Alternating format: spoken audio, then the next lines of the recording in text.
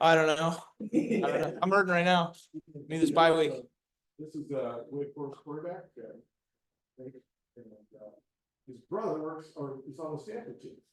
Yes. Right? Yeah. So that's Yeah, great. yes, sir. Family, so that's Yes, great. sir. Yeah, I mean, can you just walk us through your emotions today, your family out Yeah. there, your brother, Mhm. high game, what's going through your heads? Yeah.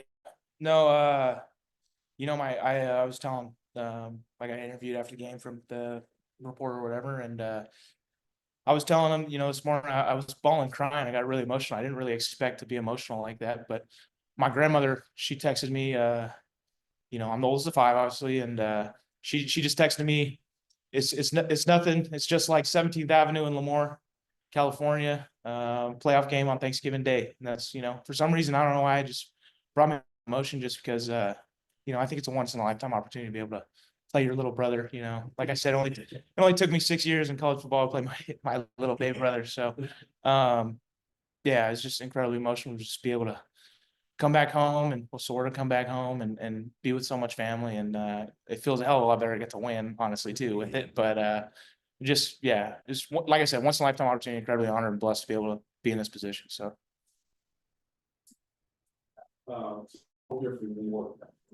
I'm from Murrieta, California, but my grandmother, my father, they're from Lemoore, California, which is like Fresno area. Did So. Stanford put up any? Did they surprise you for defense at all? No, I mean they play. I mean as far as schematically, what they did on tape was very similar to what we saw. Obviously everybody kind of defends the slow mesh a little differently, but they played really hard. Obviously my brother goes there, so I'm always rooting for them whenever we're not playing them. But they play really hard. They're great people, and obviously it's a great university. And yeah, they stayed pretty much similar on tape to what we saw. They play really hard. So You're hoping your brother would turn that kickoff at the end. I mean, I was pissed at one point because he caught a third down, I think, on the one they tied it up on. So I was kind of, damn it, so he caught that one. So that was a bummer, but happy for him at the same time. The mindset on the last drive, I'm just gonna go off opportunity. So Yeah, I mean, Taylor, for him to be able to do that in special teams unit, I mean, this was a complete win. I don't know I mean, you guys might know how many penalties. I don't know how many penalties we had, a couple different, there's some calls, I mean, hell, I think that pick, whatever, but there's some different calls that we were just getting behind the sticks a lot. So it was kind of an ugly day for us on offense. I think we kind of just kept shooting ourselves in the foot, and credit the defense, they had a ton of turnovers, and yeah, special teams at the end of the game, it's just Matt making that field goal to put us on top. So it's just a complete team win. And a couple weeks in a row is huge, I think, especially going in this bye week, and we can close out strong. So. We felt like you were dealing with pretty much all day, kind of simultaneous interception and small stuff. Yeah. But once again, it was a game that felt like it shouldn't have been that close. No doubt. How do you guys go about cleaning up? Yeah. Like we didn't feel that's something you guys. Yeah, I mean, we scored 24 points in the first half, right? Yeah. So obviously we didn't have a great second half. I think every drive we got behind the sticks from penalties. I mean, that's a killer. I mean, it's ugly win, but I mean, eventually you're not gonna win games if you keep doing stuff like that. So, like I said, incredibly grateful to get this win, but there's still a lot of stuff to clean up, and we got to play with composure and just not make those mistakes. And I think it's not going to be that close, but really happy to get this win for the guys. So 4 wins, 3 now on the road. How do you transition? Yeah, You guys have that call. yeah, we got a Friday night game versus Cal. Coach Wilcox and his defense and his entire team played really, really hard. Really respect them. And got a couple of weeks to just heal up and kind of self reflect and self scout and see what we need to work on and clean up. And I think you can only move forward from here. But yeah, for us to be able to, Coach Costa just talked about it, for us to be able to go 3-1 in our last 4 games, is huge, especially the way we started out, especially a couple tough losses. We're a resilient unit, and just really, really proud of the guys and honored to be a part of this team. So, any questions on Zoom? Yeah, Hank, what's the difference now? You guys winning back-to-back one-score games like this when you couldn't close the deal in the one-score games earlier in the season. What's the difference in the team now? Yeah, I think seeing is believing. I think that's a Polar Express Christmas movie, good movie. That's a quote from there, and we did it. So just, I think for us to be able to actually do it, you see it, you believe it, and we're capable of doing it. So, Coach Clausen talks about a lot of our games are going to come down to one-score games. And at the beginning of the year, yeah, we didn't do it, but we've done it. We see it, we believe it, and we're going to keep fighting. So, Hey, what was it like to have only one of your family members sitting on the Wake Forest side of the is that stadium? what there was only one over there? Yeah, I just saw my cousin. Was it my cousin or who was it? yeah, no, it was your cousin that was sitting on the other side. Everyone else was sitting on the Stanford side. Damn. I don't know. Tiger, he's a sweetheart. So, if they want to sit with him, I get it. So, All right. I'll take the win. So, Anything Good else? Anything else in the room for Hank? All right. thank you guys so much. Appreciate you guys. Thank you. I did. I'm trying to get out there. All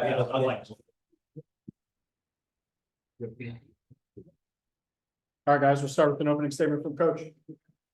All right, it's gonna sound a lot like last week's press conference, but just a really good team win on the road.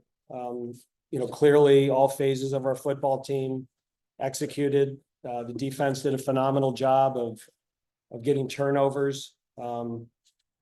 Especially the one at the end, and a lot of the turnovers set up our scores. I thought we got decent pressure on the quarterback and we got them off schedule a little bit. Offensively, we executed well enough. We took advantage of some short fields in the first half that were 2 of our touchdowns. Guys made explosive plays. Micah Mays made an explosive play. Tate, obviously Demond is a difference maker for us. There's plays that I think we're going to lose 2 yards and they become 12 and 14-yard plays. And the play he made on the screen after a 1st and 25 was huge. And our special teams contributed. Matt Dennis hit his kicks. Our kick was perfect and theirs missed one. And that proved out to be the difference in the game. But I think you got to give credit to Stanford and Coach Taylor after their last 4 games. That's a team that's still playing hard for their head coach and their staff. They're a good physical football team.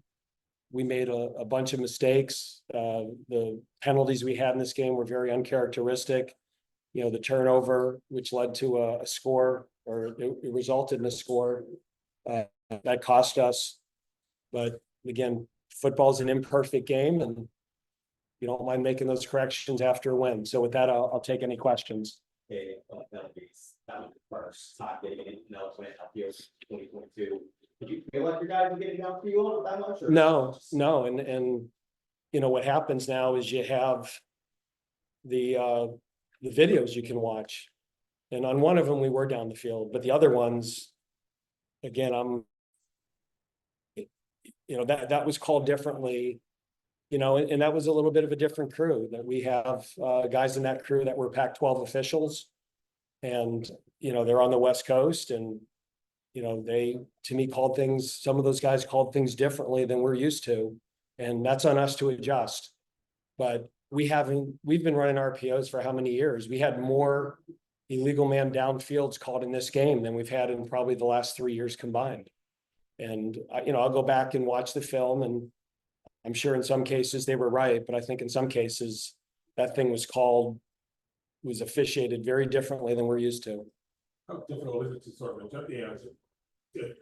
have the guys sort of teach that in game? It's really hard, and then, you look at the video and your O-line coach is saying, Coach, he was 3 yards down the field. That's what and again, we've been running these RPOs for 10 years and we've never had it officiated like that.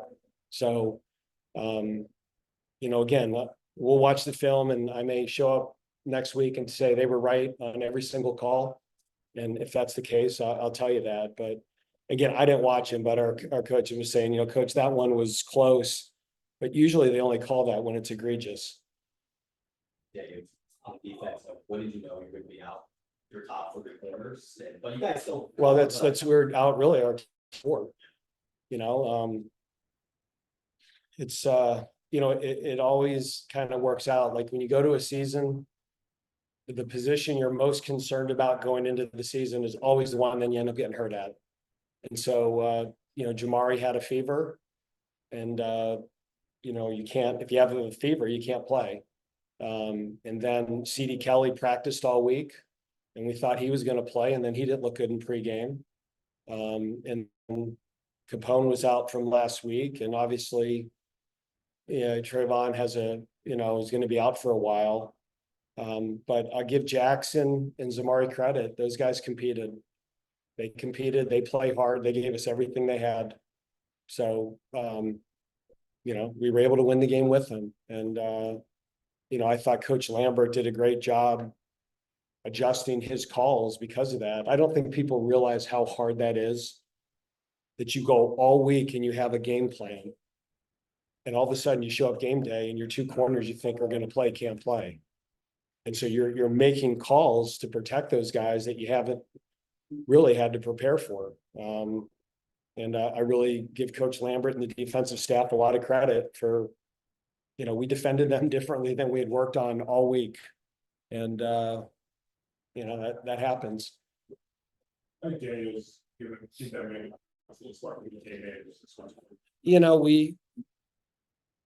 I think, and I've been a head coach at 4 different places. I think sometimes in year 2, you're like tempted to say, okay, this is where we're heading. And, they started the freshman and then he struggled, and then Daniels played great. And I'm sure Daniels just went out there and said, hey, I'm going to cut it loose. And we know whenever he's in there that you got to defend the quarterback runs. But I thought he threw the ball really well too. He played really well. I mean, he really got them back in the game, and 24 of 31. And he's a good player. And that receiver, holy cow, he is good. Like, I'm glad we don't have to play against him anymore. I don't think we play him next year. And then I hope he's a sophomore, so I hope he goes to the draft before we have to play him again. Dave, depending on you guys have strung together 2 straight weeks of playing pretty solid ball. How do you keep that going? And offensively, you guys can prefer where you guys need to kind of flip that script. Well, I think as the season goes on, right, you get a better feel for your personnel. And so I say this all the time, like after preseason camp, you think this is your identity. And then after 4 games, you figure out a little better what your identity is, because maybe a guy that you thought was a good player in camp, just went against a bad player every day. Or maybe a guy that was getting beat was going against the guy that turned out to be a heck of a player. So I think we've adjusted. We've got off to some fast starts here in the past. This year we didn't. And I think all of our players and all of our assistant coaches deserve a lot of credit to start out 1-3 and kind of to be left for dead. And in the last 4 weeks, we're 3-1 with 3 road wins in the 4th quarter in 1-score games. That is not easy to do. All right, people back in Winston, what do you got for me? Tony, I'm tired. No big picture questions today. Not on a game We'll night. be philosophical during the week. Yeah, not on a game night, Coach. I wouldn't do that to you. Okay. We just talked to Hank about a difference between with the team now being able to close out or hang on to these 1-run games versus what happened earlier in the season. Putting aside for a minute the fact that he quoted a Christmas movie to explain it, how do you explain the fact that this team is different? Well, Tony, sometimes it just comes down to making a play. In NC State, if we don't get the 1 4th down, now we lose another 1-score game. And last week against Connecticut, if we don't get off the field on 4th down, I just think the more you're in those situations, the better your football team handles it. And we've had 8 games this year, and 5 of them are 1-score last play games. And I don't feel there's as much panic in those situations as there was earlier in the year. And, a great example was just in the 4th quarter. We got the ball at midfield after the punt return, and our offense, moved the ball, but really struggled in the second half. And I just didn't feel any panic. We're becoming an older team. on the O-line. I think some of those receivers are starting to grow up.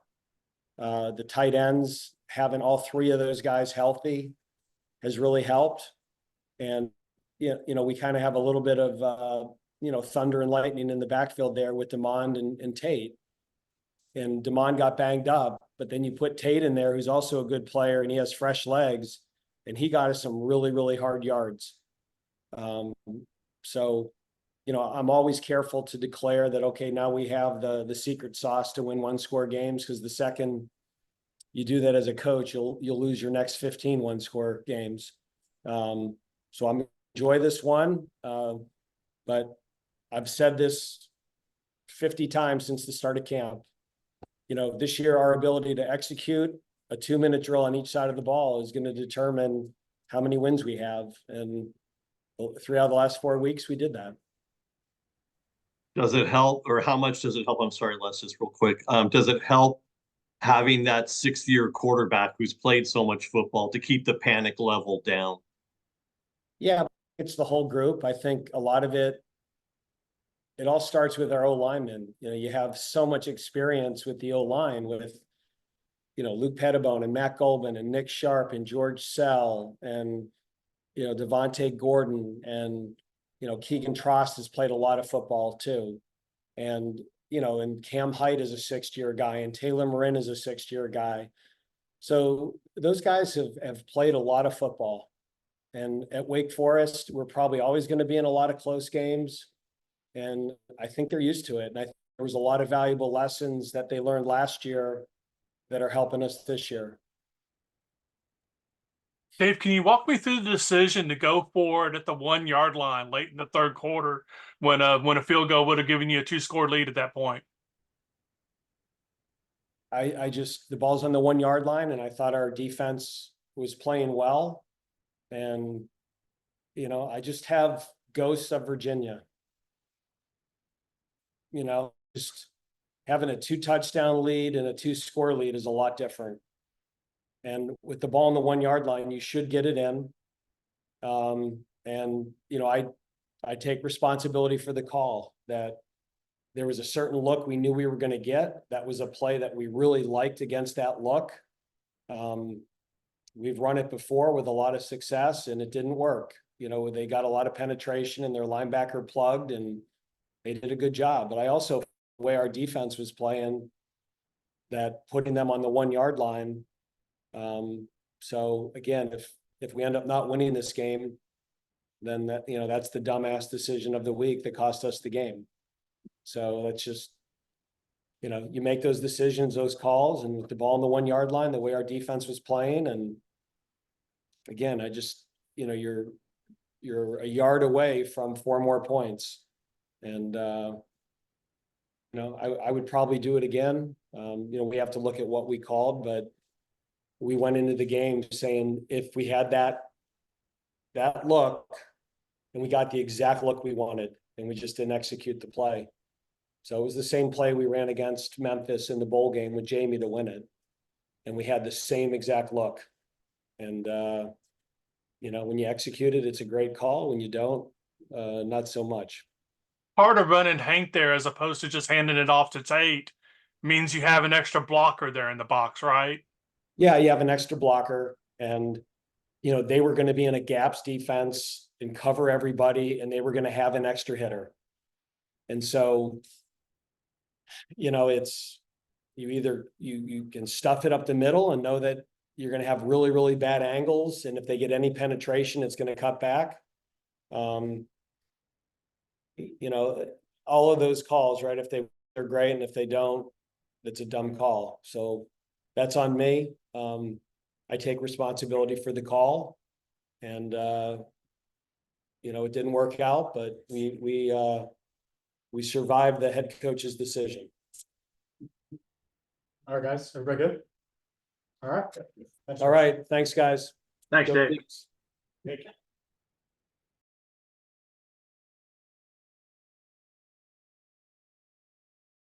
Yes.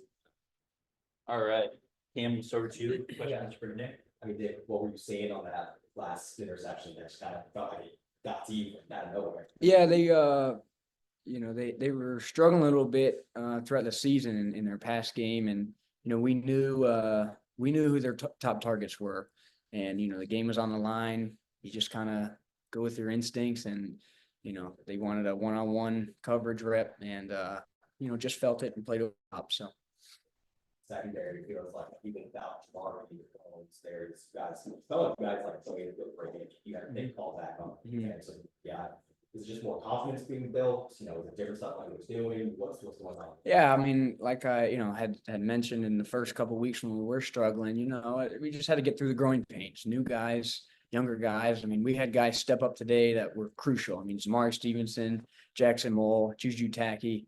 I mean, those guys, they their asses off, and all credit to them because they've stayed disciplined. They've stayed detailed and learning through all the reps in all the season.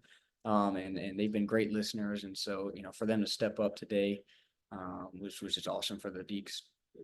Walking by, it sounded like a team that knew they needed to win. How much, I mean, I feel like we asked that for the game, another one score win, how much more confidence is that giving you guys to keep moving forward? Yeah, I mean, confident, I mean, it's why football is the greatest team game out there. I mean, because the offense is doing well, defense is doing well. When one's not doing so well, the other one picks them up. Special teams as well. And I mean, all the credit goes to our coaches because they just, we are highly educated in these situations, and it pays off.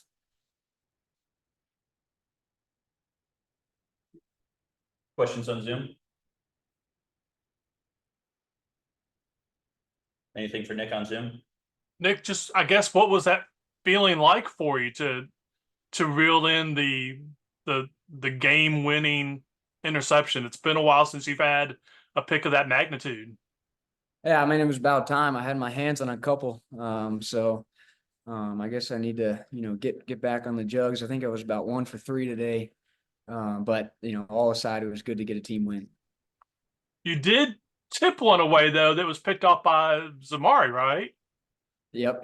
That's what teammates are for. How good was it to see him contribute in that way? Oh, it was great. I mean, like I mentioned earlier, those 3 that stepped up for us at corner was invaluable. Anything else for Nick? Yeah, I guess Nick, one more. How mad was you get that they call back?